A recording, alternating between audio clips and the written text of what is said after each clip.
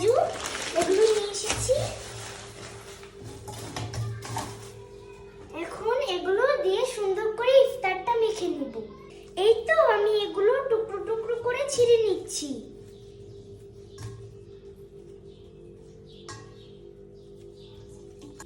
এই তো আমি এগুলো সুন্দর করে ছিঁড়ে নিয়েছি।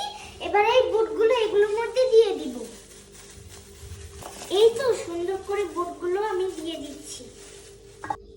এই তো এখন একটু সরষের তেল দিয়ে এগুলো সুন্দর করে মেখে নিব। এই তো এখন আমি সুন্দর করে মুড়িটা মাখিয়ে নিব।